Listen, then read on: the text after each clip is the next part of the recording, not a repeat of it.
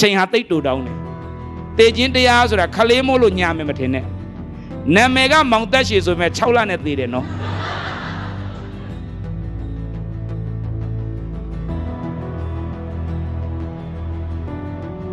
ယုံကြည်သူရဲ့ဘဝမှာဖြစ်တာအားလုံးအဓိပ္ပာယ်ရှိတယ်ဒါပေမဲ့နားလည်မှာတော့မဟုတ်ဘူးနားမလည်ပေမဲ့တင့်ကိုဘုရားသခင်ပြောနေတာနားလည်ဖို့မဟုတ်နားထောင်ပါနားထောင်ရင်းနဲ့နားလည်လာတယ်ဒါကြောင့်အရောက်တိုင်းရဲ့အသက်တာမှာဒီကနေ့သင်ပါဖြစ်နေလေသင်နားထောင်ပါနားထောင်ရင်သင်နားလည်လာလိမ့်မယ်နားလည်ဖို့ကြိုးစားလေနားလည်ဖို့ဝေးလေမိတ်ဆွေ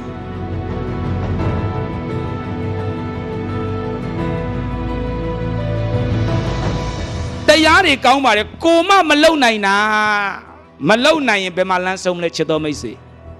အပင်ငရဲမှာလမ်းဆုံးမယ်အဲ့ဒါကိုတရားတယ်လို့ခေါ်တယ်ဒါကြောင့်ဘာသာဆိုတာတရားနဲ့တွဲတာ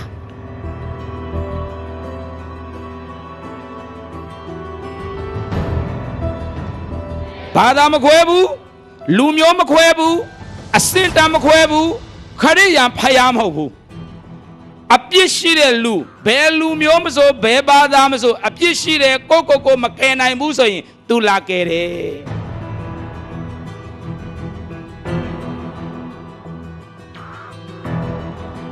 ကောင်းကင်အောက်မြေကြီးပေါ်မှာသေခြင်းကိုအောင်တဲ့သူယေရှုကလွဲရင်တယောက်မှမရှိဘူးမိတ်ဆွေ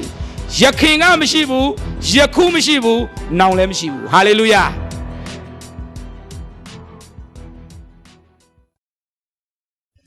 ဘုရားသခင်ကျေးဇူးတော်ကိုရှေးဥစွာချီးမွမ်းပါတယ်လို့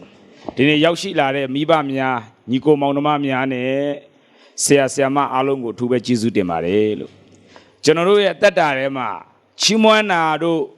သက်သေခံတာတို့ဆုတောင်းချက်တင်တာတို့အသင်းတော်တွေမှာရှိကြတယ်ဒါတွေမရှိဘူးဆိုရင်တော့အ ਨੇ ဆုံးတစ်ခုကဘာလဲဆိုတော့ဖယားရှိခိုးတော့ရှိတယ်အဲ့တော့မေးစရာရှိတယ်ဖယားဘာဖြစ်လို့ရှိခိုးလဲဒါမေးစရာရှိ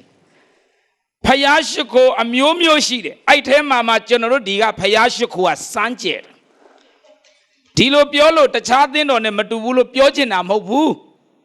ကျွန်တော်တို့ဖယားရှိခိုးကကျွန်တော်တို့ရှိခိုးတဲ့ဖယားကယခုအသက်ရှင်လျက်ရှိသောကြောင့်စမ်းကြဲတယ်ပြောတာဟာလေလုယာဖယားရှိခိုးအများကြီးပဲအောက်မေ့ခြင်းအများကြီးပဲအောက်မေ့ခြင်းတော်တော်များများမှလည်းသေသွားတဲ့လူအောက်မေ့တာလည်းရှိတယ်ဖခင်ကြီးဘသူကဆုံးသွားတာဘယ်နှစ်ပြည့်လို့ဟာလားအောက်မေ့ပွဲဆိုလောက်တာရှိတယ်တကယ်တော့သေသွားတဲ့အဖေကိုအောက်မေ့တာမဟုတ်ပါဘူးအမှန်ကသေသွားတဲ့အဖေကိုဟာလား तू မသေးခင်တုန်းက तू ကိုးကွယ်တဲ့ဖယားကသူ့ရဲ့ဘဝအနာဂတ်ကိုဘာဂတိပေးခဲ့တယ်လဲအဲ့ဂတိကိုအောက်မေ့ရတဲ့ပွဲပါသေသွားတဲ့လူအောက်မေ့လို့တော့ဘာလုပ်လို့ရမလဲသေသွားတဲ့လူသွားအောက်မေ့ရင်ငိုဖို့ပဲရှိဒါကြောင့်ယေရမိအနာဂတ်ကျမ်းမှာဆိုလို့ရှိရင်သေတဲ့လူမအောက်မေ့နဲ့လို့သိချပါတယ်သေသွားတဲ့သူတွေကိုဟာလားအောက်မေ့ပြီးတော့ပွဲမလုံးနဲ့ဒါတွေခဏခဏရေးတယ်အခုဒီနေ့ပြောချင်တာအဲ့ဒီအကြောင်းတော့မဟုတ်ဘူးဒါပေမဲ့အဓိကသိစေချင်တဲ့အရာကဖယားရှိခိုးတယ်ဆိုတာဘာလို့စမ်းကြဲလဲဆိုကျွန်တော်ခုရှိခိုးနေတဲ့ဖယားကအသက်ရှင်နေတယ်အခုနစုဘာလို့လာတောင်းခံလဲသူ့ကိုအနာရောဂါငြိမ်းပေးနိုင်တဲ့ဖယားကအသက်ရှင်နေတယ်အသက်ရှင်တော့ကြောင့်စုတောင်းရတာအသက်မရှိဘူးတဲ့လူကိုသွားတောင်းလို့တော့ဘာရမလဲအသက်ရှိလို့ဆုတောင်းရတာဒါမဲ့လူဟာတကယ်ဒုက္ခရောက်ကြည့်နော်ပြဿနာဖြစ်ကြည့်ရှိမရှိကဲမကဲအော်မှာပဲဆိုတာတစ်မျိုးရှိတယ်အမေကသေသွားပြီသိပါတယ်သူကိုယ်တိုင်တကြိုခဲ့တာပဲခွေးလိုက်တဲ့ခါမှာအမေဆိုအော်တယ်သူသိတယ်အမေမကဲနိုင်ဘူးဒါမဲ့အော်မှာပဲဘာဖြစ်လို့လဲမကဲနိုင်လဲအော်တယ်အော် ဘာဖြစ်လဲဘာမှတော့အကျိုးမရှိပါဘူးဘာလို့အကျိုးမရှိလဲအမေကကဲလို့မှမရတာဒါမဲ့ဒီကနေ့ကျွန်တော်တို့ကိုးကွယ်တဲ့ဖခင်အသက်ရှင်နေဆိုတော့တချို့ကလည်းပြောမှာပေါ့ဒီဖခင်အသက်ရှင်နေဆိုတော့မြင်ရလားမြင်လဲမြင်ရပဲနဲ့နေကနေလို့ပြောပြီးတော့ဟိုစာအုပ်မဲမဲလေးထဲမှာရေးထားတဲ့အရာတွေရှောက်ပြောနေတာကျမ်းစာအုပ်ကိုစာအုပ်မဲမဲပြောတာဟုတ်ဘာလို့လဲဆိုအပြင်ကအမဲအခုခက်ကမီလာတော့အနီအောင်နဲ့တမျိုးပေါ်လာပြန်ပြီ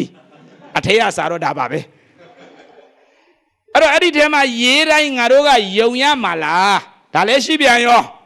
ဒီစာအုပ်ထဲမှာရေးတိုင်းငါတို့ယုံရမှာလားမယုံနဲ့ရေးတိုင်းမယုံနဲ့ကိုယ်တိုင်ခံစားရင်တော့မယုံလို့မရဘူးနော်ကိုယ်တိုင်ခံစားရင်တော့မယုံလို့မရဘူးအဲ့ဒါမမြင်ရပေမဲ့မမြင်ဘဲနဲ့ယုံနေတဲ့အရာကျွန်တော်တို့လောကမှာအများကြီးရှိတယ်ကျွန်တော်တို့ကိုယ်တိုင်ကမြင်ပြီးယုံတာနည်းပါတယ်မမြင်ဘဲနဲ့ယုံတာပိုများပါတယ်လောကမှာမမြင်ဘဲနဲ့ကျွန်တော်တို့ယုံတဲ့ဟာတွေရှိတာပဲဥပမာပြောပြမယ်ဓာတ်လိုက်မယ်နော်မီးလာတယ်ပလက်ပေါက်နာသွားမစော့နဲ့ခလေးတွေမြင်မှမမြင်ရတာဘယ်မှာလဲဓာတ်ပြဘယ်မှာလဲဓာတ်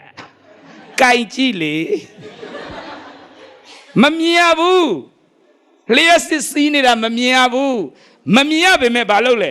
ယုံနေနော်မယုံရင်တခါထိမိရင်အမလေးအိတ်ချင်မူတူးမှာတော့ထမေယုံတော့ပဲတခါလိုက်ထားရင်လိုက်ပြီးပြီဆိုရင်တော့တစ်ခေါက်ကြုံဘူးတယ်တခါဓာတ်လိုက်ပြီးရင်လေအဲ့အကျော်အိုးကဓာတ်လိုက်သွားတာအောက်ကစပလိန်ခေါ်တယ်ကွိုင်ဟလားအဲ့ဒါကကြွလာတော့အပေါ်ကဒေအိုးနဲ့ထီတော့မိမကရောင်းမကလော်လိုက်တော့ဓာတ်လိုက်သွားအော်လိုက်တာဒါနဲ့ကျွန်တော်ပြန်သွားပြီးပိတ်ပြီးတော့မှစပလိန်ကိုအောက်ကိုချပြီးမှဒေအိုးပြန်တယ်ဒီမှာဖွင့်ပြီးဒါကြည့်မလိုက်တော့တေချာပြောတယ်မလိုက်တော့ငါကင်ပြမယ်ဒီမှာလက်နဲ့ကင်ပြ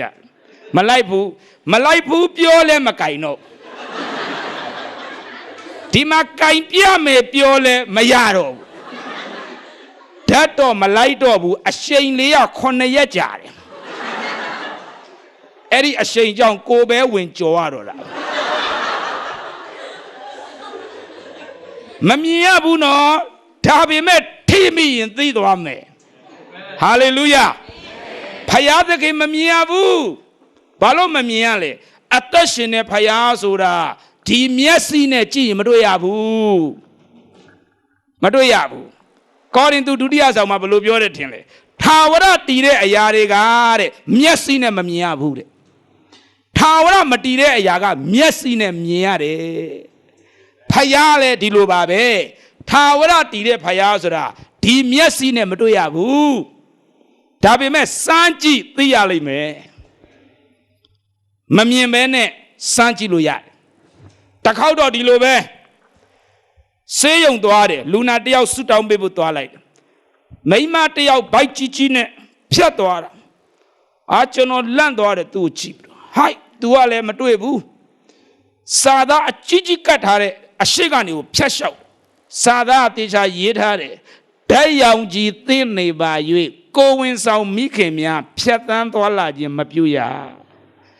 तू ကအဲ့ဒါစာကတ်ထားပြီမဲ့ဂယုမဆိုင်ဘူးဖြတ်သွားဒါနဲ့ကျွန်တော် तू မေးတယ်မတွေ့ဘူးလားဟိုမှာစာရေးထားတယ်တွေ့တယ်မဖတ်ဘူးလားဖတ်တယ်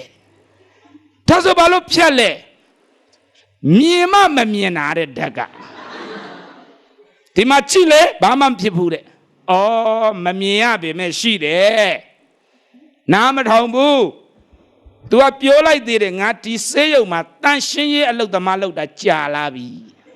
ကိုထက်တောင်မှဆေးရုံမှာ service ရင့်နေပြီနောက်တစ်ချိန်မှာသူ့ရဲ့ယောက်ျားကလာခေါ်ပါတယ်လာဆူတောင်းပေးပါတဲ့ဘာဖြစ်လို့ဆေးရုံမှာတဲ့သူ့မိန်းမဆေးရုံတက်နေတာကဆေးရုံထဲမှာပဲလေဒါနဲ့သွားကြည့်တော့ဘိုက်ထဲရခလေးသေသွားတယ်ဘာဖြစ်လို့သေလဲလို့ဆရာဝန်မှတ်ချက်ချတော့သေတာကအခုမှမဟုတ်ဘူးကြာပြီတဲ့ဓာတ်ရောင်ကြီးသင်းတဲ့နေရာဖြတ်သွားတာဟုတ်မမြင်ရပေမဲ့တကိုးရှိတယ်နော် तू သိသွားပြီအခုတော့ကိုဝင်မရှိရင်တော့မှရှောင်သွားတယ် လန့်သွားပြီမမြင်ရပေမဲ့ရှိတယ်ဒါပေမဲ့ဘယ်လိုလူသိမလဲစမ်းကြည့်လိုက်ပေါ့စမ်းကြည့်ရင်သိမယ်ဟာလေလုယာယေရှုခရစ်တော်ဘုရားတကယ်ရှိတယ်မမြင်ရဘူးမမြင်ရပေမဲ့ရှိတယ်နော်လွယ်လွယ်ပြောမယ်ဆိုရင်တော့ကျွန်တော်နာမည်ကစန်တိုးကျွန်တော်ဒီမှာရှိတယ်ဒါပေမဲ့ကျွန်တော်အဖေကိုခင်ဗျားတို့မတွေ့ဘူးမြင်လည်းမြင်ဘူး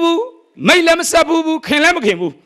ဒါပေမဲ့ကျွန်တော်မှာအဖေမရှိဘူးလို့ပြောရင်ဘယ်သူလက်ခံမလဲသိသွားတာဖြစ်နိုင်တယ်ဒါပဲပြောမှာပေါ့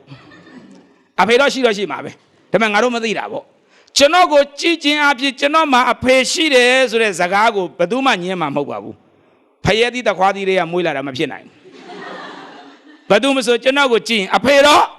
ရှိတယ်ငါတို့တော့မမြင်ဘူးမတွေ့ဘူးဟုတ်လားဒါပဲအဖြေထွက်မှာပဲတော့ကျွန်တော်ကိုကြည်ချင်းအဖြစ်ကျွန်တော်မှာအဖေရှိတယ်ဆိုတာသိနိုင်တယ်ထိုနည်းတူပဲဒီကနေ့လူတိုင်းသုံးနေတဲ့ပြက်ကလေးရှိပါတယ်ခရစ်တက္ကရာ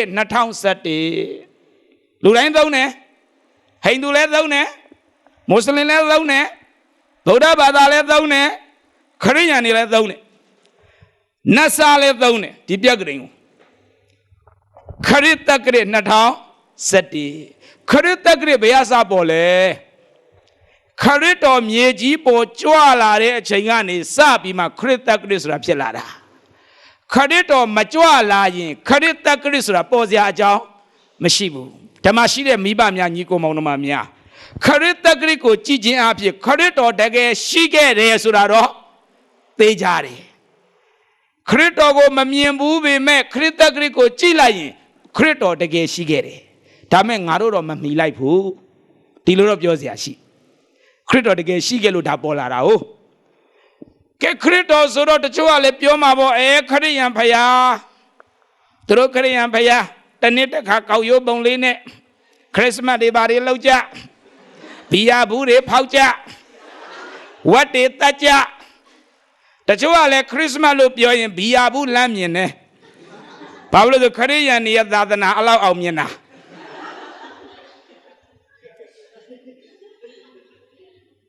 အဲ့ဒီတော့တကယ်ခရစ်တော်ကတော့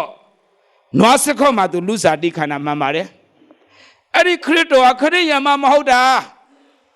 ခရစ်တော်ခရစ်ယာန်မဟုတ်ဘူးအဲ့ဒီယေရှုခရစ်တော်ကမြေကြီးပေါ်ကြွလာတာသူ့ရဲ့နာမည်ရဲ့အဓိပ္ပာယ်ကအပြစ်ရှိတဲ့လူကိုကယ်တင်မဲ့သူနာမည်မှာအဓိပ္ပာယ်ရှိတယ်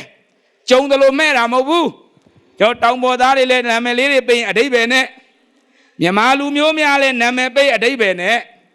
သွားမလုံးနဲ့လူသားမွဲတာနာမည်ကသိမ့်ကျွယ်နာမည်အလကားမမဲ့ဘူးလေနာမည်အဓိပ္ပာယ်ရှိတယ်ကိုနဲ့မတည့်တဲ့မိန်းမကခလေးကိုသိမ့်ကျွယ်ပေးတော့ဟိုဘက်အိမ်ကခလေးမှုတော့တန်းကျွယ်လို့ပေးပလိုက်ဘာတတ်နိုင်သည်လောကမှာလူတွေကအပြားရဆိုင်ဘယ်သူကကိုယ်ကလေးကိုဒုက္ခလို့ပေးဘူးလေလူတိုင်းကနာမည်ပေးရင်အဓိပ္ပာယ်နဲ့ပေးလိုက်တာကငြိမ်းချမ်းအိမ်မာကသောင်းညမ်းသလားမမင်းနဲ့ဒီလိုပါပဲအဲ့ဒီတော့ခရစ်ယာန်တွေများလဲနာမည်ပေးလိုက်ရင်သားသမီးတွေကိုကောင်းသလားမမင်းနဲ့ပီတာတို့ယာကုပ်တို့ပေါလုတို့ပေးတာနာမည်တွေကတကယ်ရဲတောက်သူရဲကောင်းနာမည်တွေပေးတာထောင်ထဲမှာမြကြီးနားထောင်မှာခရစ်စမတ်သွားလို့ကျွန်တော်နှစ်တိုင်းလုပ်တယ်ဟိုစုပေါင်းဆိုရင်တော့4-5ကြိမ်ရှိပြီကျွန်တော်လုပ်တာခရစ်စမတ်ဆိုရင်ထောင်ထဲမှာသွားခရစ်စမတ်လို့သူတို့လူ1000ကျော်ရှိတယ်လေအားလုံးထမင်းကျွေးပြီးခရစ်စမတ်လုပ်လို့ရတယ်စာကြိုတင်ထားရတယ်တနေ့ကုန်ကြတယ်ထောင်ထဲမှာအဲ့ဒါထောင်ထဲဝင်ပြီဆိုကိုလည်းတရက်ထောင်ကြသလိုပဲစရင်စရာနဲ့ကပ်ပြားနဲ့ဝင်ရတာပြီးတန်းစီပြီးပြန်ထွက်ရတာဘာပဲပြောအဲ့ဒါနဲ့အဲ့ဒီထောင်ထဲရောက်တော့ကျွန်တော်မေးတယ်ပေါလုလက်ထောင်ဆိုအများကြီးပဲပေါလုတွေပေတရုပိုများမေးလိုက်တော့ဘာမှုဆိုနံပါတ်ဖို့မိဘတွေကသူ4ပဲဖြစ်ဖြစ်5ပဲဖြစ်ဖြစ်ခလေးရတော့ပေါလုပဲထပ်မေးတဲ့ယူဒရှကာတို့ပါလားဆိုတယောက်မှမထောင်ကောင်းငင်ဘုံကပေါလုတော့တကယ်တရက်တွေ့တဲ့အခါဘလောက်စိတ်ထိခိုက်ကျွန်တော်ပြောချင်တာကဘယ်နာမည်မဆိုအဓိပ္ပာယ်ရှိအဓိပ္ပာယ်မဲ့တဲ့နာမည်တော့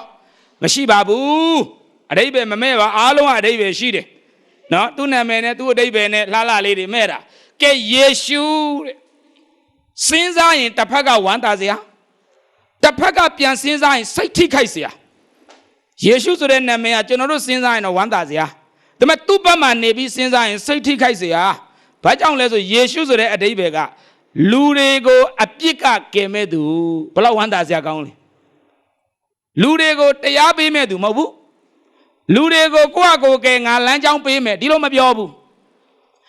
အပြစ်ရှိတဲ့လူကိုကယ်တင်မဲ့သူဟာလေလုယာဘာသာမခွဲဘူးလူမျိုးမခွဲဘူးအစင်တမ်းမခွဲဘူးခရစ်ယာန်ဖယားမဟုတ်ဘူးအပြစ်ရှိတဲ့လူဘယ်လူမျိုးမဆိုဘယ်ဘာသာမဆိုအပြစ်ရှိတဲ့ကိုမကယ်နိုင်ဘူးဆိုရင်သူလာကယ်တယ်သူ့ဘက်ကပြန်စဉ်းစားကြည့်ဘလောက်စိတ်ထိခိုက်စရာကောင်းလဲကိုကဘာမှမလုပ်ပဲဝန်ခံရမဲ့ပုံလူလောကမှာရှိတဲ့လူတွေလှုပ်တဲ့အပြစ်ကိုသူကမစီမဆိုင်ဝင်ပြီးခံရမှာစဉ်းစားကြည့်လေမစီမဆိုင်ခံရရင်ဘယ်လိုလဲခံနိုင်မလားမစီမဆိုင်ရတော့ကားတိုင်းမှာသေဖို့မပြောနဲ့မျက်စောင်းတော့အထိုးမခံနိုင်ဘူးမစီမဆိုင်ဟာမတော်တဆကိုနောက်ကလူကိုမျက်စောင်းထိုးသွားတာကိုနဲ့နည်းနည်းဝေ့သွားတာတော့မှဒေါကန်ဖယားရှိခိုးပြီးတာနဲ့ပြန်သွားမိတဲ့နင်ဘသူ့ကိုမျက်စောင်းတော့နင်အနောက်ကလူပါတော်သေးတယ်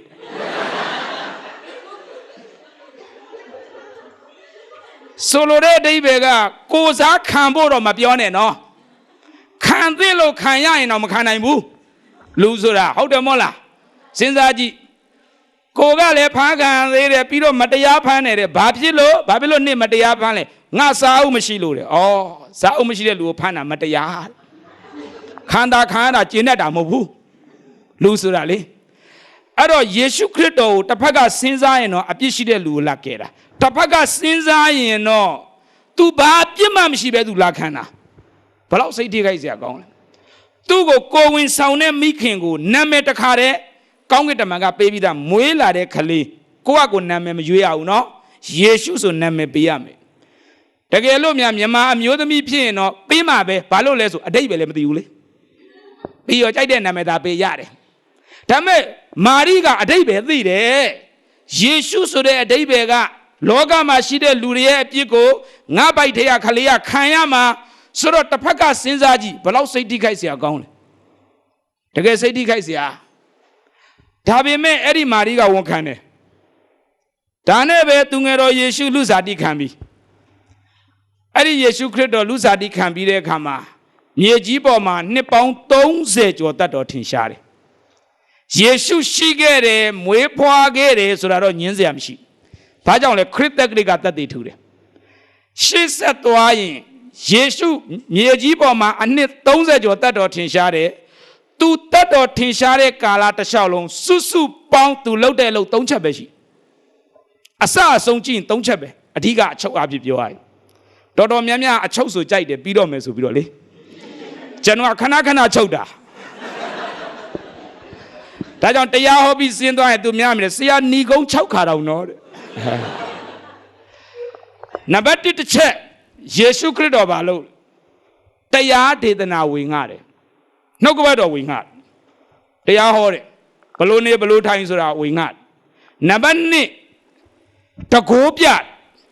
ယောဂရှိပေးပြောက်တယ်နားပင်တဲ့သူကြားစေတယ်မျက်စိကန်းတဲ့လူမြင်ခိုင်းတယ်လေဖြတ်တဲ့လူထလမ်းလျှောက်ခိုင်းတယ်သေတဲ့လူကိုပြန်ရှင်းစေတယ်တကိုးပြတယ်ဘုရားဖြစ်တယ်တရားဒေသနာဝင်ငါတယ်နံပါတ်2တကိုးပြယေရှုလောကကြွမလာခင်ကတည်းက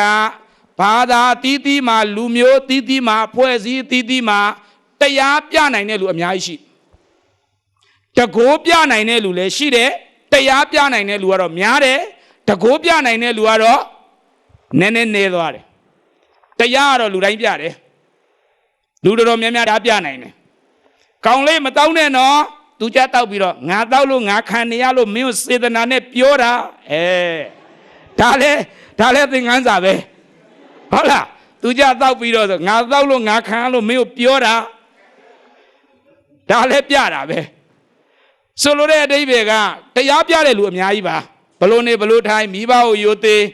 ဟလာဖရာတရားလိုက်စားနံပါတ်1လက်တွေ့တကိုးပြတဲ့လူကြတော့ဗာလဲနဲသွားပြီ ရှိတော့ရှိတယ်နဲတယ်တစ်ခေါက်တော့မိမတယောက်တော့ပြောက်အိမ်တော့ဘယ်နှထားမိမှမသိဘေးရင်ဆရာတော့မေး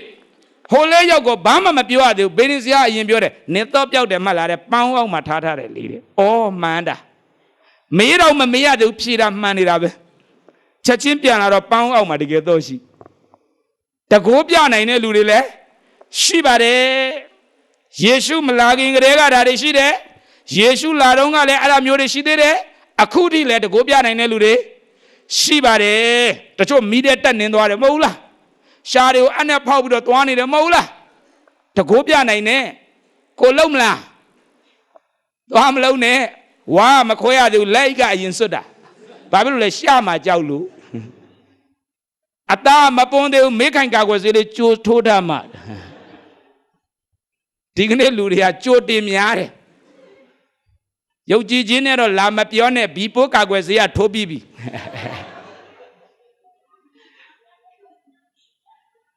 နော်ခလေးကိုစေးထိုးရမယ်တဲ့မွေးကာစပေါက်စဆိုတော့စေးရမထိုးရသေးဘူးပါတာတစ်စိမ့်လောက်တိုက်ထားမှစေးထိုးရင်ကိုပူတတ်တယ်ပါတာလဲတိုက်ပြီးတော့မိခင်နဲ့ခလေးကဒီကနေ့မလာဘူးတဲ့တပတ်ခါမှလာမယ်တဲ့ဒါနဲ့တစ်စိမ့်ကတောက်ပြီးပြီဆိုလိုတဲ့အဓိပ္ပာယ်ကမလွယ်ဘူးနော်တကိုးပြတယ်ဆိုတာလွယ်တဲ့အလုပ်တော့မဟုတ်ဘူးဒါပေမဲ့တကိုးပြတဲ့သူလည်းရှိတယ်ဒီနှစ်ခုမှာကဒီနှစ်ချက်တော့တော်တော်များများရှိနောက်ဆုံးတစ်ချက်ကထူးခြားတယ်ကောင်းငင်အောင်မြေကြီးပေါ်မှာယေရှုတပါးတည်းပဲလုံနိုင်အဲ့ဒါပါလေယေရှုကားတိုင်ပေါ်တက်သွားတယ်ယေရှုရဲ့လက်နှစ်ဖက်မှာတန်နဲ့ရိုက်ထားတယ်ခြေထောက်မှာတန်ရိုက်ခေါင်းမှာဆွေးတရပူစောင်းတယ်သွေးကြယေရှုရဲ့နှလုံးကိုလှန်နဲ့ထိုးတယ်သွေးနဲ့ရည်ကြလာယေရှုခရစ်တော်ဖခင်ဝေဒနာများစွာနဲ့ကားတိုင်ပေါ်မှာတက်ရတယ်ဘာကြောင့်ယေရှုဒီလိုသေရလဲတချို့ကထင်မှာပေါ့ပြောမဆိုမှရှိလို့ဒီလိုလဲမြင်ကောင်းမြင်မှာပေါ့သူခေတ်သူအခါတုန်းကလည်းယေရှုကိုပြောမဆိုမှရှိတယ်ဘာညာနဲ့ဆွဆိုးတဲ့လူလည်းရှိတယ်လေဒါနဲ့လုကာ23အခန်းငယ်4မှာယေရှုကိုတရားစွဲဆိုတဲ့လူတွေနဲ့ပတ်သက်ပြီးတော့တရားသူကြီးပိလက်မင်းကအတိအလင်းပြောထားတယ်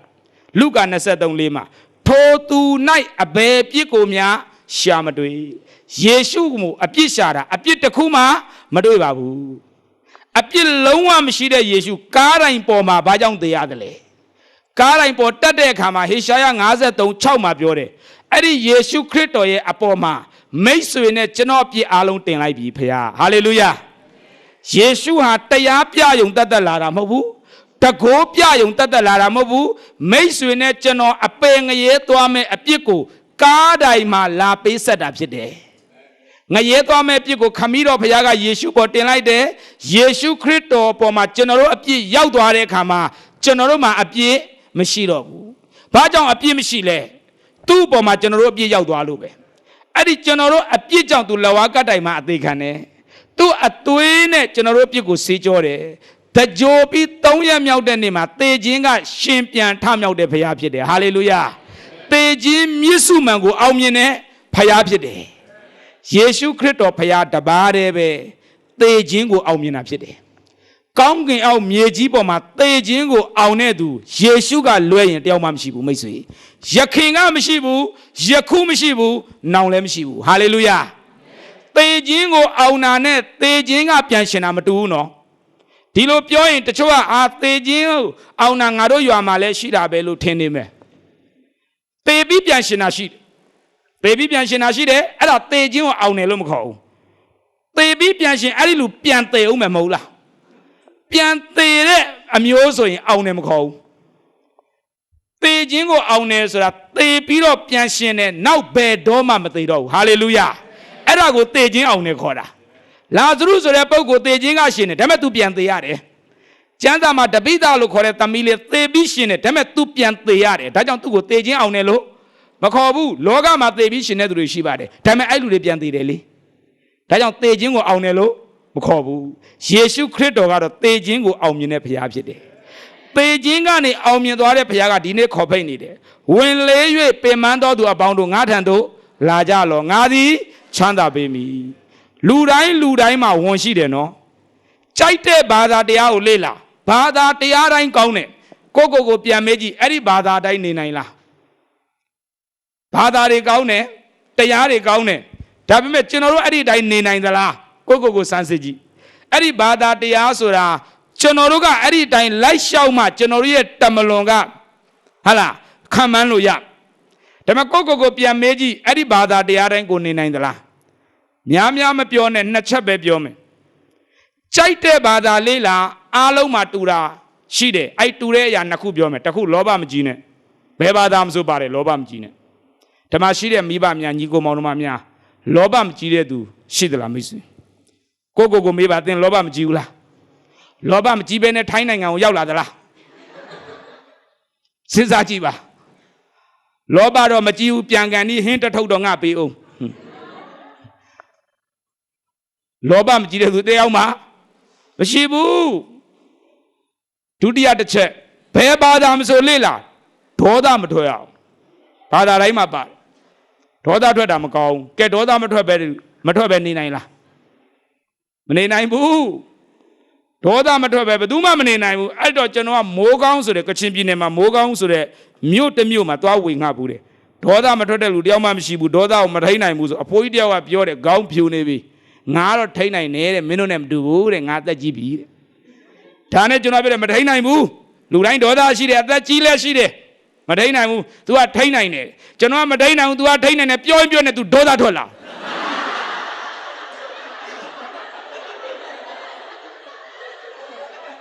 အဲ့ဒါတည်းပဲကဲဘလို့လဲအဘပြောတော့ထိန်နိုင်နေဆိုအေးလေထိန်နိုင်တာပဲမင်းကထွက်အောင်လုပ်တာဟုတ်ကျွန်တော်ပြောတယ်အဘလို့ခွက်တစ်ခွက်မှရေမရှိကြိုက်တဲ့လောက်ခါမကြဘူးလို့ရေရှိရင်သာစောင်းရင်ကြတာနော်လို့အဘထဲမှာဒေါသမရှိရင်ကြိုက်တဲ့လောက်ထွက်အောင်လုပ်ထွက်เสียဒေါသမရှိဘူးရှိထားလို့ထွက်တာပေါ့ငါဒီနေ့ကနေစပြီးထိမ့်သိမ့်တော့မယ်ဒါလူကြီးအရှက်ပြေစကားခေါ်တယ်အဲ့ဒီတော့ဒီမှာရှိတဲ့မိဘညီကိုမောင်နှမများဘယ်ဘာသာတရားမဆိုကောင်းပါတယ်အဲ့ဒီဘာသာတရားရဲ့အချုပ်ကကိုယ့်ဟာကိုယ်ကြိုးစားမှနောင်ဘွားမှာတမလွန်မှာစိတ်အေးရမှာနော်ကိုမလုံနိုင်ရင်မရဘူးကိုမလုံနိုင်ရင်မရဘူးကိုလုံမှရမှာတော့ကိုယ့်ကိုပြန်ပြီးတင်တကယ်လုံနိုင်သလားမလုံနိုင်ဘူးကိုယ့်ကိုမညာမတာစဉ်းစားကြည့်ပါကျွန်တော်လည်းစဉ်းစားတယ်ကျွန်တော်အရင်ကဗုဒ္ဓဘာသာပဲငါလုံနိုင်သလားစဉ်းစားတယ်စားတော့ကြက်နိုင်တယ်ကြက်လိုက်တာတော့အများကြီးပဲရွတ်လိုက်တာလည်းအများကြီးပဲတကယ်တမ်းကျတော့ကိုပါဇက်ကရွတ်တဲ့အတိုင်းကိုတကယ်တမ်းကျတော့မနေနိုင်ဘူးမနေနိုင်ပါဘူးခရိယံများလည်းရွတ်ကြတာပဲမဟုတ်လားတင်းရတော်10ပါးကိုငါမတပါခြားသောဘုရားမကိုးကွယ်ရယုတ်တုစင်တုကိုဖို့မလုံးရပြောတာပဲယုတ်တုမလုံးနဲ့ဆိုယေရှုပုံကြီးတော့စပယ်ပန်းလေးနဲ့ရွတ်နေတာတော့ယုတ်တုမလုံးနဲ့တဲ့ तू ကယေရှုဓာတ်ပုံလေးတော့ချိန်ထားတယ်ဆူတောင်းရင်အဲ့ဒီပုံပါမှမပါရင်မတောင်းတတ်ဘူးမိတ်ဆွေရိုးသားသားစဉ်းစားကြည့်ပါကျွန်တော်တို့ရောလုံနိုင်သလားရွတ်နေတာတော့ရွတ်နေတာပဲလူတိုင်းရွတ်တတ်တာပဲယေရှုတော့ချစ်တာပဲယေရှုပြောတဲ့စကားတကယ်လိုက်နာနိုင်လားစိတ်နှလုံးနှိမ့်ချသောသူတို့ဒီမင်္ဂလာရှိအဲ့ဒါကိုတော့ကိုကသူများကိုပဲပြောရတာခလေးတွေကကိုပြန်ပြောငါရှာမရှိနဲ့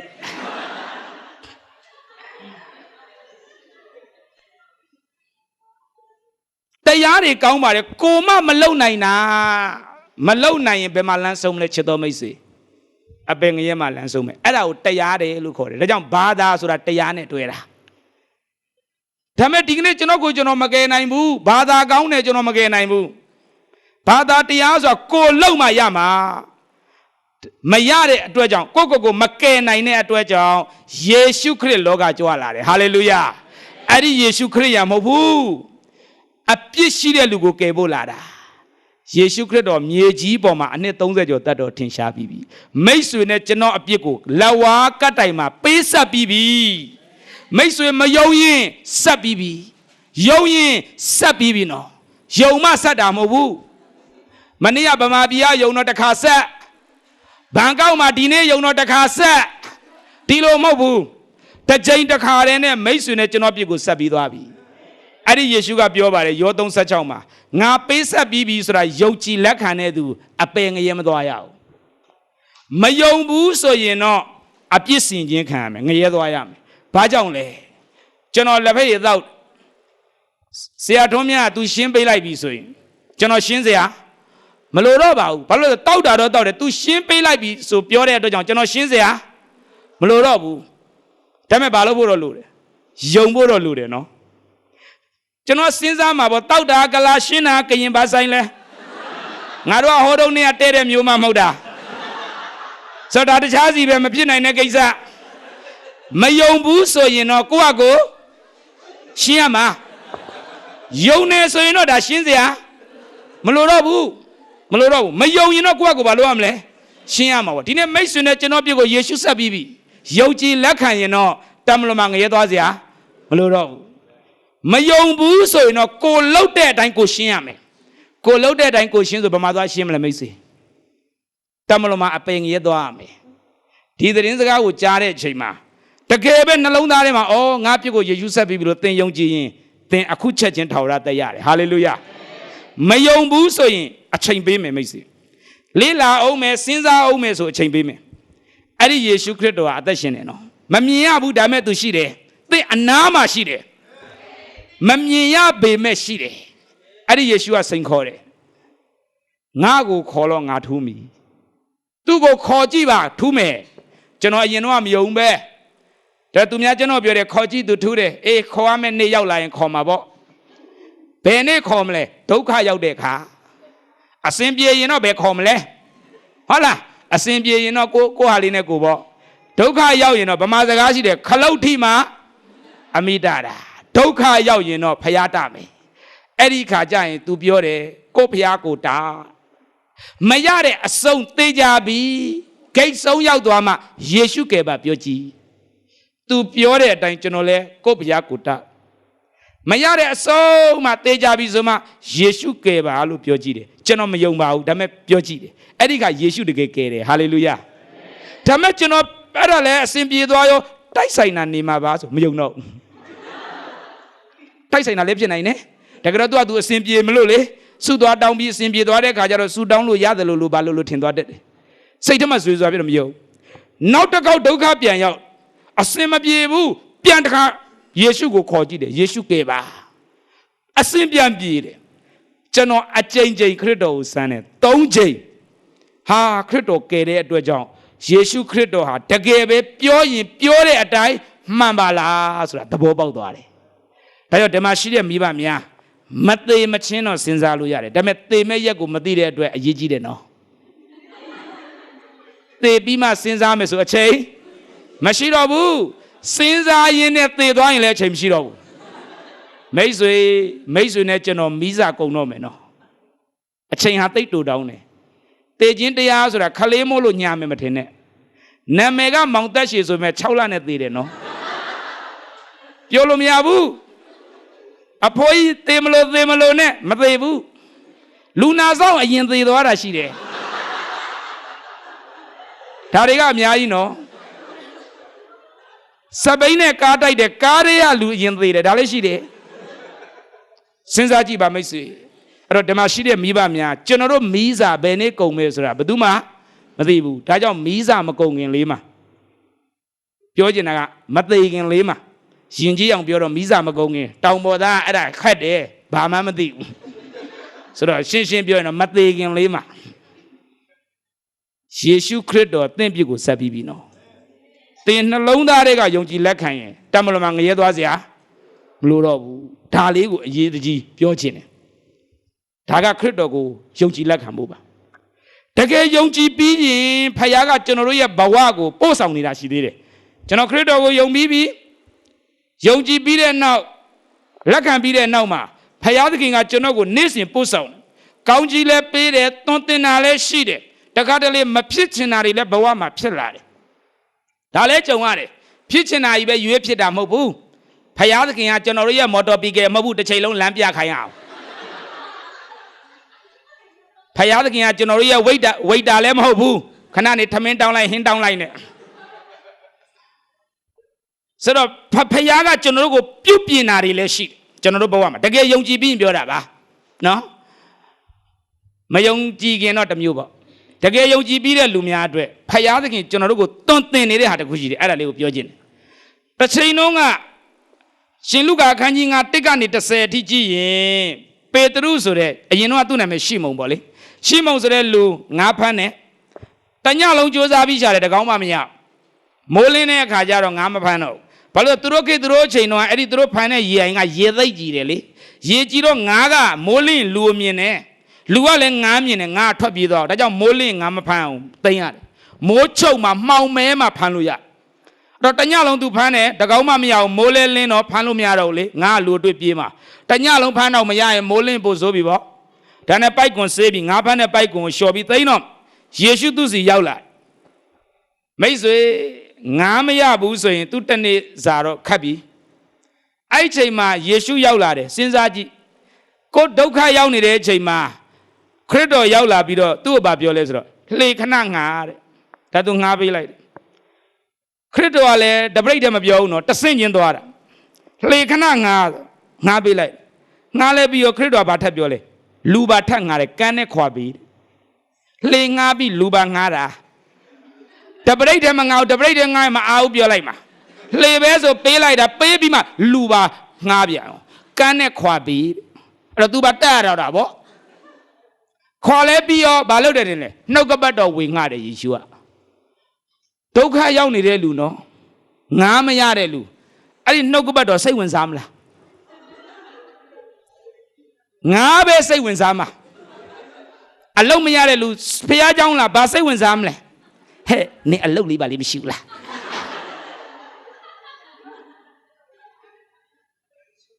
တချို့တွေကဖះเจ้าကိုအမျိုးတွေးဖို့လာတာလည်းရှိတယ်အမျိုးမျိုးပါအဲ့တော့သူခမညာစိတ်ဝင်စားမလားစဉ်းစားတာကြည့်ဒါနဲ့ဘာပြောနှုတ်ကပတ်တော်ဝင်ငါသူဒီတိုင်းနေလိုက်မပြီးသေးဘူးထပ်ပြီးဘာပြောလဲရေနဲ့ရရွှေ့သခင်ယေရှုကတော့တဖြည်းဖြည်းများခေါ်တာတပရိတ်တယ်မပြောဘူးလေငါကန်းနဲ့ခွာပြီးလည်းပြောရေနဲ့ရရွှေ့ तू နားမလဲနိုင်ဘူးအဲ့ချိန်တော့ယေရှုကလည်းနာမည်ကြီးတဲ့ပုဂ္ဂိုလ်တယောက်မဟုတ်သေးဘူးဒါမဲ့ तू ဘာလုပ်လဲဝန်ခံတယ်ဝန်ခံခြင်းရှိတယ်ရှိမုံမှာဟာလေလုယာနားတော့မလဲဘူးဘာလုပ်ဖို့လေငါလဲဒီပုဂ္ဂိုလ်နားမလဲဘူးဒါမဲ့ငါပေးတယ်ကန်းနဲ့ခွာပြီးဘာလုပ်မှလဲနားမလဲဝန်ခံတယ်ခွာပေးတယ်တရားဟောတယ်နားထောင်ပြီးရင်နဲ့ရရွှေ့ဘာထက်လို့အောင်မှလဲနားမလဲဘူးဒါမဲ့ဘာလုပ်လဲရွှေ့ပေးတယ်ပြီးမှဟိုမှာထပ်ပြောတယ်ပိုက်ကွန်ချငါ့အုပ်ပိုးတော်နားမလဲတညလုံးရှာပြီးပြီလေတကောင်းမှမြောင်မိုးလင်းနေပြီအခုပဲပိုက်ကွန်ဆေးထားတာငါမရတဲ့လူတယောက်ပိုက်ကွန်ဆေးရင်ပိုမောတယ်အစင်ပြေတဲ့လူကပင်မလဲတိတ်မမောဘူးအစင်မပြေလေမောလေနော်လူကအဲအကွန်အောက်မှာချွေးပြန်တဲ့လူအများကြီးပဲလူဟာစိတ်ပူလာရင်အဲအကွန်ထဲမှာချွေးပြန်တယ်နော်အစင်ပြေရင်နေပူကျဲတဲမှာလေးချွန်နေတယ်ဒီလိုရှိတယ်ဟုတ်လားဆိုတော့တခါပဲသူခမညာနားမလဲဘူးမိုးလင်းပြီအခုပိုက်ကွန်ချဆိုတော့ကန်းကိုလည်းလမ်းကြည့်အောင်ကန်းနားမှာဂျူးတွေရှိတယ်ဂျူးလူမျိုးဆိုတာကဲရဲရင်ကိုမျိုးဆက်မနောက်မျိုးဆက်အထိကဲရတာသွားမလုံးနဲ့ကဲရတဲ့နေရာမှာတော့ဂျူးပြီးရင်ကျွန်တော်တို့နိုင်ငံသားလောက်မပြောတတ်ပါဘူးအရန်ကဲရတာနောက်မျိုးဆက်အထိပါတယ်နော်အဲ့တော့ तू ပိုက်ကွန်ချရင်ဟိုကန်းနာလူက तू တွေ့တယ်တွေးရင်မိုးလင်းပြီးပိုက်ကွန်ချတယ်ငါမရပဲကန်းနာကတ်ရဲမလားဒီရှိမဟုတ်ကန်းနာတော့ကတ်ရဲမှာမဟုတ်ဘူးနော်ငါမရပဲကတ်သွားတော့ဟိုကပြောရမှာဘယ်နှစ်နာရီထိုးပြီလဲဒီအချိန်ပိုက်ကွန်ချတဲ့အချိန်လားနင်တငါတယ်မဟုတ်ဘူးလားဒါတွေနင်နားမလဲဘူးလားလှေပွားပုဂ္ဂိုလ်ကချခိုင်းအောင် तू ကတငါတယ်လားနင်ကို3နှစ်တစ်ချောင်းဖြတ်ပေးဆိုဖြစ်နိုင်တယ် तू အဖေလက်သမား तू ဘယ်တငါတယ်မဟုတ်ဘဲနဲ့နင် तू ပြောတဲ့အတိုင်းလုပ်ရလားပြောမှာဂျူးကမရဘူးဂျူးလူမျိုးကအန်ဒီရများတယ်ဒါပြောတတ်တာချော်လဲရင်တော့ဂျူးမတွေ့ရင်တတ်တာတယ်မှတ် तू တွေ့လို့ကတော့အိမ်မရောက်ခင်တရွာလုံးပြန်ပြီအဲ့တော့သူခမညာဟိုကန်းနာလဲကြည့်ရတယ်အဲ့တော့သူခမညာဟိုကြောက်ရတာဗောဟိုမှာသူများလဲကြည့်သွားပိုက်ကွန်ချဆိုတော့ပိုက်ကွန်ဆိုတာကအကုန်မြင်နဲ့ဖြန့်ချဖို့က ဘာပဲပြော तू ပိုနားမလဲဘူးယေရှုစကားကိုဒါနဲ့ तू ပြောလိုက်တယ်ကိုတော့ကျွန်တော်တညလုံးစူးစမ်းပြီးရှာတယ်တကောင်းမှမရဘူးဒါမဲ့ကိုတော့အမိတ်တော်ရှိလေချပါပြီဟာလေလုယာအမိတ်တော်ရှိလင်ချပါပြီဝန်ခံတယ်နော်နားတော့မလဲဘူးယေရှုလောက်တာဝန်ခံတယ်ဝန်ခံရင်နဲ့ဝန်ခံဖို့ပိုခတ်တဲ့အချိန်တွေရောက်လာတယ်ဒါပေမဲ့ဝန်ခံပါတယ်ကျွန်တော်တို့ကဝန်ခံတာစူးစမ်းပြီးဝန်ခံရတာတအားခက်လာရင်အရင်တော့ဝန်ခံတာများပြီအခုတော့နည်းနည်းစဉ်းစားရမယ်လှေငါတော့ဝန်ခံတယ်ကန်းနဲ့ခွာဆိုတော့လည်းငါဝန်ခံတာပဲရင်နဲ့ရရွှေလည်းငါမပြောပါဘူးဝန်ခံပါတယ်ပိုက်ကွန်ချဆိုတဲ့ကိစ္စကတော့ငါလည်းနည်းနည်းပါးပါးတော့စဉ်းစားဖို့လိုတယ်ဒါမဲ့ယေရှုပြောတဲ့ကရှမုန်အဲ့လိုမလုပ်ဘူးပို့ပြီးတော့ဝန်ခတ်တယ်တိုးတော့ဝန်ခံပါတယ်ပိုက်ကွန်ချဆိုချလိုက်လှေနှစ်စင်းနစ်လူမတက်ငါရတယ်ဟာလေလုယာ तू နားမလဲနိုင်ဘူး तू ဝန်ခံလိုက်တဲ့အခါမှာကန်းနာကလှေနှစ်စင်းလှမ်းခေါ်တယ်ကန်းနာကလှေလှမ်းခေါ်တယ်ဒါတော့မှ तू အချက်ပဲပြလိုက်တာအမှတ်ပေးတယ်ဆိုတာအချက်ပြလိုက်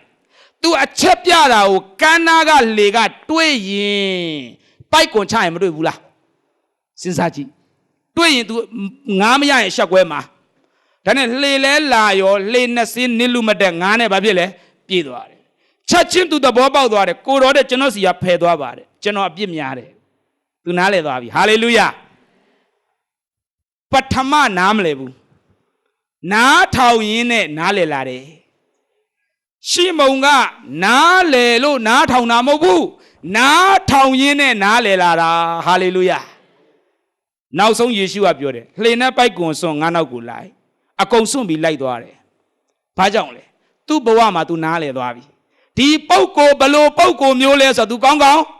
နားလဲသွားပြီနားလဲဖို့ဘယ်ကနေသင်ရလဲနားထောင်ခြင်းကသင်ရတယ်ဒီမှာရှိတဲ့မိဘညီကိုမောင်နှမများသင်လောလောဆယ်ဖြစ်နေတဲ့ပြဿနာသင်နားမလည်နိုင်ဘူးငါဆူတောင်းထားတာပဲဘာလို့ဖြစ်လာလဲဒါတွေ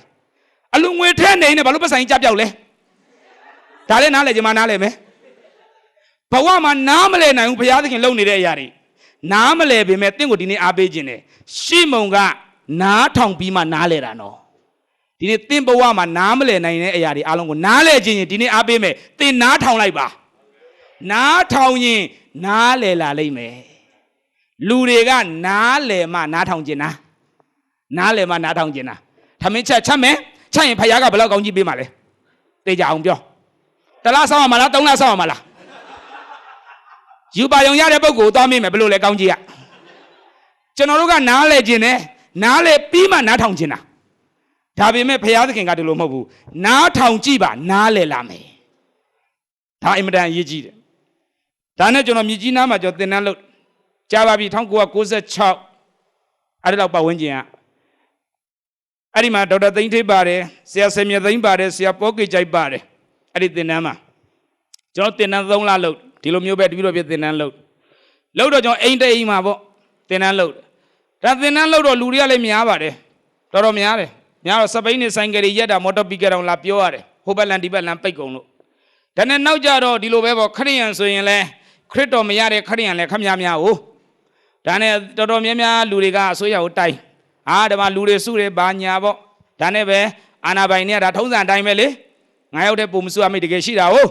ကိုယ့်ကိုဖျားလှုပ်ဘာလှုပ်လေအမိတ်ကအမိတ်ပဲဒါနဲ့ပဲလာပိတ်ရတယ်မင်းတို့ပိတ်တော့နော်မရဘူးပိတ်ဟုတ်ကဲ့ဝန်ခံတယ်ပြီးညကြပြန်ဆက်တင်တယ်နောက်နေ့ပြန်ပြောတယ်ပိတ်နော်ပြန်ဆက်တင်တယ်နောက်နေ့ပိတ်နော်ပြန်ဆက်တင်တယ်ကိုယ်တိုင်ရောက်လာပြီလူကြီးကကဲပိတ်ဟုတ်ကဲ့တကယ်ပဲပိတ်လိုက်ရတယ်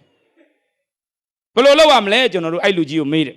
အဲ့ဒါမပိတ်ခင်မှာကျွန်တော်တို့ဆူတောင်းနေတာဘာဆူတောင်းလဲဆိုဆရာတွေကိုနေရခေါ်ရတယ်လေသူတို့လမ်းစိတ်ပေးရမယ်သူတို့ထမင်းကျွေးရမယ်ထမင်းကျွေးရအောင်မယ်အစာချောင်ဆူတောင်းနေတော့မဖြစ်ဘူးလေသူတို့လားထမင်းကျွေးရမယ်ပြန်လမ်းစိတ်ပေးရသင်တန်းမှာလဲမိဆက်နှိုးရတယ်ကျွန်တော်တို့ဟိုမှာမီးမလာတာအဲ့တုန်းကမိဆက်နှိုးစီဘိုးလို့တော့ကျွန်တော်တို့ဥဆောင်တဲ့ဒီဆရာတွေပဲအားလုံးဝိုင်းဆူတောင်းပြီးတော့ကျွန်တော်တို့ကျွန်တော်ရဲ့ဆရာလအောင်လာထွဲရဲ့ဆရာအောင်မြင့်ရဲ့ဆရာဦးနော်ထွဲဆရာတန်ကြီးဆိုတာရှိတယ်ကျွန်တော်အားလုံးကိုယ်နဲ့ကိုစိုက်အဲ့ဒါအားလုံးစိုက်ပြီးအဲ့တင်တန်းလောက်ရတာတင်တန်းမှာအလှမကောက်တာအလှမကောက်အားလုံးဝိုင်းစိုက်ပြီးလောက်ရတာအဲ့တော့ဆူတောင်းရတယ်အားလုံးကဲတင်တန်းဆရာတွေလမ်းစီပြီးရင်တင်တန်းမှာဆရာတွေစားဖို့ဝိုင်းဆူတောင်းရတယ်ပြီးရင်မီးစက်နှိုးတဲ့စီဖို့ဘုရားသခင်မဆာပါဆူတောင်းတယ် တစ်ဖက်ကမားစားတဲ့အကြောင်းသင်တစ်ဖက်ကကိုယ်တိုင်ဆုတောင်းရတာဒါတော့မှလူတွေကတွင်လဲဆရာတို့ဘုရားငြိမ်းချမ်းပါတယ်တဲ့တပတ်ညစီဘုရားမရှိဘူးသူကငြိမ်းချမ်းတယ်လို့သူငြိမ်းချမ်းရင်လည်းကိုယ်လည်းကတ္တိဒီပဲငြိမ်းချမ်းတယ်လို့ပဲပေါ့အဲ့ဒါနဲ့အဲ့လိုဆုတောင်းနေရင်းနဲ့ပဲသင်တန်းပိတ်လိုက်ရအောင်ကျတော့ဘုရားသခင်ဒါနားညောင်းလာမှမပြောတတ်တာစီလည်းမကုံတော့ဘူးပေါ့ဒါနဲ့ကျွန်တော်တို့ရုံးရောက်သွားတယ်ကဘယ်လိုလုပ်ရမလဲကျွန်တော်ဆရာတွေကရောက်နေပြီသင်တန်းအဲ့လိုတဝက်တစ်ပြက်ကြီးရဲလို့တော့မရဘူးတော့စာတင်နဲ့ဆိုရောက်စာတင်ခွင့်ပြုမရရင်လို့အထက်ကိုကဲကောင်းပြီတင်မယ်ဘယ်လိုတင်ရမလဲသူအောက်လိုင်းပေးတယ်ဒါရေးတင်ဟုတ်ပြီကျွန်တော်ကရေးပြီးတော့တင်တဲ့ခါကျတော့မင်းဘာဖွဲ့လဲတဲ့ကျွန်တော်မိဿဟာယလို့မိဿဟာယဆိုမရဘူးတဲ့အသင်းတော်မှရမယ်ကျွန်တော်တို့အသင်းတော်မလုပ်ဘူးလို့ဘာဖြစ်လို့လဲအသင်းတော်ဆိုရင်တနင်္ဂနွေနေ့တိုင်းဘုရားရှိခိုးရတယ်လို့အဲ့တော့ခရီးပဲထွက်ဖို့တိတ်ခတ်တယ်လို့တနင်္ဂနွေဆိုအမြဲတမ်းပြန်လှည့်ကြည့်ရတယ်လို့ဒါကြောင့်ကျွန်တော်တို့ကအသင်းတော်မလုပ်ဘူးမိဿဟာယပဲမရဘူးတဲ့အသင်းတော်လုံးမှရမယ်တဲ့အဲ့တော့မင်းတို့ဒီလိုသင်တန်းကာလမှာလှုပ်ထားလိုက်ပြီးမှ3လပြီးပြန်ဖြတ်လိုက်လေရတာပဲတဲ့သူပြောတော့လည်းမစိုးပါဘူးဒါမယုံကြည်သူကပြောတာဌာနဆိုင်ဟာလူကြီးကမစိုးအကြံဉာဏ်ပေးတာကဲဒါဆိုလည်းလှုပ်လိုက်ဘာနာမည်ပေးရနာမည်လည်းကျွန်တော်မရှာတတ်ဘူးဘာပေးရမှမသိဘူးယုံမှာဒါနဲ့ तू ကမင်းတို့ဘာသင်တန်းလဲခရစ်တော်ကြီးတပည့်တော်ဖြစ်သင်တန်းဒါဆိုခရစ်တော်ကြီးတပည့်တော်ဖြစ်သင်တန်းကိုဖြုတ်ပြီးအသင်းတော်တက်လိုက်ပေါ့တဲ့မစိုးဘူးဒါလဲဒါကြောင့်ခရစ်တော်ကြီးတပည့်တော်များအသင်းတော်ဆိုမယုံကြည်သူကပေးလိုက်တာဒါနဲ့ပဲအဲ့ဒီကောင်းစင်နဲ့စာတင်လိုက်ကောစာကြရောတခါတည်းတိုင်မှုခွင့်ပြုလိုက်ပြီလောက်3လတင်တယ်ခွင့်ပြုလိုက်တာဒါနဲ့အဲ့ဒီစာရွက်ကလေးကိုကျွန်တော်ကင်ပြီးတော့ဆရာဆယ်မြတ်သိန်းနဲ့စပိန်နဲ့ကျွန်တော်တို့လက်ဖိတ်သွားတော့တယ်အဲ့ဒါလေးလက်ထဲမှာကင်ထားတာလက်ဖိတ်ဆိုင်ရောက်တော့လက်ဖိတ်ဆိုင်ရောက်တော့ရန်ကုန်ကဥအေဗယ်ဆိုတဲ့ကရင်ပဲ तू ကဓာတ်စီမန်နေဂျာမြစ်ကြီးနားမှာတာဝန်ကျ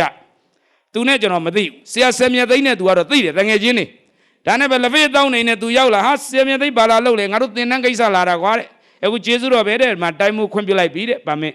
ဒါနဲ့ကြည့်အောင်ဆိုသူကြည့်တယ်မင်းတို့ပဲဆိုလို့လေတဲ့ဒါမျိုးပါမစ်ရှိရင်မင်းတို့တင်တန်းမှာမီးစက်မသုံးလားတဲ့သုံးတယ်လို့စီထုတ်လေတဲ့စီတောင်းလို့ရတယ်တဲ့ရှောက်လို့ရတယ်တဲ့ဒါဆိုမဆိုးဘူးကဲဘလို့ရှောက်ဘလို့ရေးတဲ့သူပြောတယ်အများကြီးပဲသူပြောတာမရေးတတ်ဘူးကဲဘသူ့ကိုရှောက်မှာလဲငါ့ကိုတဲ့အကူကသာရေးလိုက်တော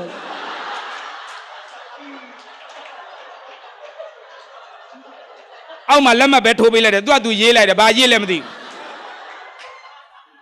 ဒါနဲ့ပဲစီကပေပါလိုက်ရတာပေပါလိုက်ရတော့အဲ့ဒီပေပါဝယ်ဖို့ပတ်စံမရှိဘူးစီတော့ရပြီထဲ့မဲ့ဟာမရှိဘူးဒါနဲ့ကျွန်တော်တို့ကော်ပုံးလေးနဲ့သွားပြီးတော့နှစ်ကာလန်သွားထုတ်ရတာအဲ့ဒါနဲ့သင်တန်းလုံးနေတာနှစ်ကာလန်ထုတ်လုံးသင်တန်းတော်သေးတယ်သူများတိုင်လိုက်လို့နော်ပိတ်သွားလို့ဒီပါမစ်တွေဖြစ်လာလို့စီရသွားတာသူများတိုင်လိုက်တာအဲ့ဒါကျေးဇူးတော်ပဲဒါကြောင့်ဘဝမှာနားမလဲဘူးဘာလို့သူများတိုင်လဲငါ့ကိုနားမလဲပေမဲ့နားထောင်ပါနောက်နားလဲသွားတယ်မဟုတ်ဘူးလားဆူတောင်းနေတာဟုတ်ဆူတောင်းနေတော့ဘုရားသခင်ကနီးလန်းရှာရတာပေါ့တိုင်လိုက်တဲ့အခါကျတော့ပါမစ်ဖြစ်လာတယ်ပါမစ်ဖြစ်လာတော့စီပါမစ်ရသွားတယ်အဲ့ဒီစီကနှစ်ကာလန်လဲထုတ်ပြီးရောနှစ်ခါမထုတ်ရပါဘူးအဲ့တစ်ခါပဲထုတ်တယ်စီကမကုံသေးဘူးနောက်တစ်ရက်လဲကြာအောင်အဲ့ဒီမိန်းမတစ်ယောက်ရှိတယ်သင်တန်းလာတက်ရင် तू ကနောက်ကြတယ်အမြဲတမ်းဌာနဆိုင်ရာပဲနောက်ကြတော့ဟိုနောက်ဆုံးမှာပဲနေရာရတယ်သူကနောက်မှာမီးဆက်ရှိတယ်သူပြောတယ်စံတော့နေမီးဆက်ရွှေ့လို့မရှိဘူးအောင်နိုင်ရမယ်ရှိတယ်ဘယ်မှာသွားရွှေ့မလဲနေမီးဆက်ဆူတယ်ဆူရင်စောလာရှေ့မှာထိုင်ငါတို့ကအလုံးနဲ့ကင်နေတဲ့နေလို့အားတာမဟုတ်ဘူးတဲ့စကားပြောရင်လေနည်းနည်းပါတော့ तू ဟာပတ်သွားမှအေးပါအားတော့အားပါတယ်ငါအတွက်နေရာယူထားပေးတဲ့အရှိမဘယ်ယူလို့ရမလဲသူများတွေကကိုယ့်ပဲစိတ်ဆိုးမှာပေါ့ဟာလားဘာအမျိုးမတော်ဘာမတော်နေရာသွားလူအောင်တခါလာလဲ तू ပူညာနောက်တရက်လဲပူညာလို့ကျွန်တော်မဥပေးဘူးသူနေရာမီးစက်ကလည်းသူ့နောက်မှာ तू ကနောက်ဆုံးမှလာတာ အနောက်မှာအုပ်နိုင်ရမီးစက်ဆူတော့ तू မကြားဘူးကြားမကြားနားနည်းနည်းလေးမီးစက်နဲ့ဆိုပြီးရောဒါနဲ့ तू ပြောတယ်နေတော့တဲ့ပါမစ်ရှိတာပဲတဲ့လမ်းမီးချိတ်ပါလားတဲ့ဘယ်လိုလုပ်ချိတ်မလဲလို့လမ်းမီးကိုကအစိုးရလည်းမဟုတ်ပဲနဲ့စာတင်လေးတဲ့ဘယ်လိုသွားတင်ရမလဲဟိုဌာနမှာတင်လေးတဲ့အဲ့ဒါအန်တီလှုပ်တတ်လားလှုပ်တတ်တာပေါ့တဲ့အကွက်ကိုလှုပ်လိုက်ငါ့မိတ်တူကူးပေးတယ်မိတ်တူတစ်စောင်ကူးပေးလိုက်နောက်နေ့ကျတော့လှေကားထမ်းပြီး EBC ကလမ်းမီးချိတ်သွားတာည6နာရီနဲ့မနက်6နာရီထိလာတယ်သင်တန်း3လပြန်ဖြုတ်ဖို့မေ့သွားတာ6လမီးထုံရတယ်ဘဝမှာနားမလဲဘူးကိုယ့်ကိုသူများတိုင်တာတောတာနားမလဲပေမဲ့ဘာလို့ ရလဲနားထောင်ရတယ်နားထောင်တဲ့အခါနားလဲသွားတယ်ဟာလေလုယာဒါနဲ့ဟိုဥယေဘုရားခေါ်ပြီးမင်းတို့စီလာမထုတ်ဘူးတဲ့ အေးဒီမှာလမ်းမီးရသွားလို့မထုတ်လို့မရဘူးတဲ့ဒီမှာငါကလက်မှတ်ထိုးပြီးတော့ထုတ်ပြီးသွားပြီတဲ့လာမထုတ်ရင်မရဘူးတဲ့အပနဲ့လုံးမလဲစီမမလို့တာဒါဆိုရင်ပြန်ရောင်းနေအပြင်မှာဘယ်လိုရောင်းရမလဲအေးငါပဲရောင်းပေးမယ်ယုံလာခဲ့ဆိုကလားကိုခေါ်ပြီးရောင်းပေးလိုက်ရောဒါနဲ့ပဲဟိုကပတ်စံရှင်တော့ပတ်စံထွက်လာရောပတ်စံအဲ့ဒီပတ်စံနဲ့ဆရာတွေလမ်းစိတ်လုတ်ပေးလိုက်တယ်စားတောက်စိတ်လုတ်ပေးလိုက်တော့ပိုတော်မှပြန်ပိုသေးတယ်ဟာလေလုယာဒါကြောင့်ဒီမှာရှိတဲ့မိဘများဒီကောင်မောင်နှမများကျွန်တော်အားပေးခြင်းတယ်ယုံကြည်သူရဲ့ဘဝမှာဖြစ်တာအားလုံးအဓိပ္ပာယ်ရှိတယ်ဒါပေမဲ့နားလည်မှာတော့မဟုတ်ဘူးနားမလည်ပေမဲ့တင့်ကိုဘုရားသခင်ပြောနေတာနားလည်ဖို့မဟုတ်နားထောင်ပါနားထောင်ရင်းနဲ့နားလည်လာတယ်ဒါကြောင့်အရောက်တိုင်းရဲ့အသက်တာမှာဒီကနေ့သင်ပါဖြစ်နေလေသင်နားထောင်ပါနားထောင်ရင်သင်နားလည်လာလိမ့်မယ်နားလည်ဖို့ကြိုးစားလေလေနားလည်ဖို့ဝေးလေလေမိတ်ဆွေဒါကြောင့်ဒီကနေ့လက်တွေ့မှာဘုရားသခင်စကားကိုနားထောင်ပါနားမလည်ပေမဲ့နားထောင်ပါသင်ဘဝမှာအခက်အခဲရှိတယ်ဘုရားစကားနားထောင်ပါသင်ဘဝမှာအစင်မပြေဘူးသို့သောနားထောင်ပါသင်ကိုဒုက္ခပေးတဲ့လူတွေရှိတယ်နားမလည်နိုင်ဘူးဒါပေမဲ့သင်နားထောင်ပါဘုရားစကားကိုနားထောင်ရင်းနဲ့သင်ဘဝမှာနားလည်လာမယ်ဆိုတဲ့အရာလေးကိုဝေငှပါတယ်အားလုံးဘုရားသခင်ကောင်းကြီးပေးပါစေ